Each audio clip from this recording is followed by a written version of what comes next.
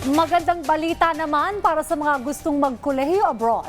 Inilunsad ng Embahada ng Estados Unidos ang 11th Education USA University Fair para sa mga estudyanteng Pilipino.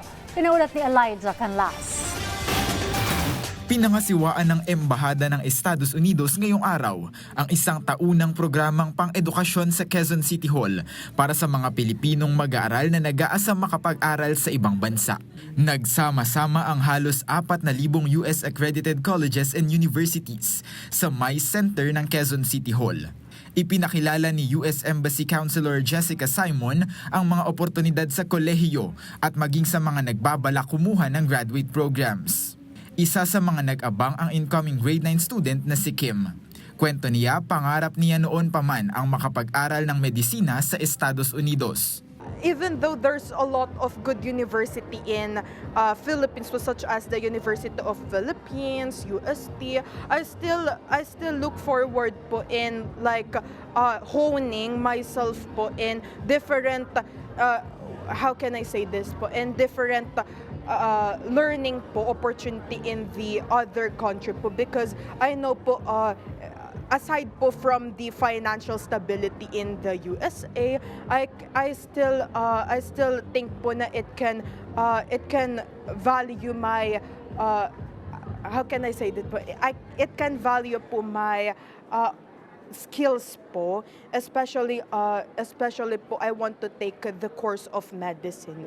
Nagpahayag din ng interes na makapagkolehiyo abroad ang incoming first-year student na si Gab. Gusto naman niyang tahakin ang pagiging psikolohista sa tulong ng institutional scholarships. I'm planning to take Bachelor of Sciences in Psychology po this coming first year po na college ko, and I'm actually planning to further my studies in psychology po abroad, like sa New York po, sa University of Manhattan. I'm actually planning to take my master's there. Sabi ni Counselor Simon, napapanahon ng oportunidad sa STEM-related programs ngayon, lalo na sa pag-usbong ng mga makabagong teknolohiya.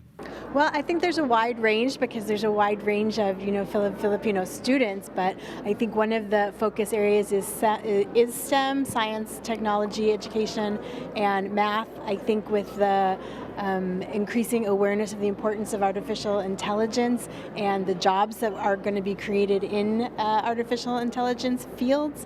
Malaki ang maitutulong ng mga ganitong oportunidad para sa kinabukasan ng mga kabataang Pilipino. Kaugnay nito, plano rin ng US Embassy na maabot ang mga kabataan natin sa Mindanao.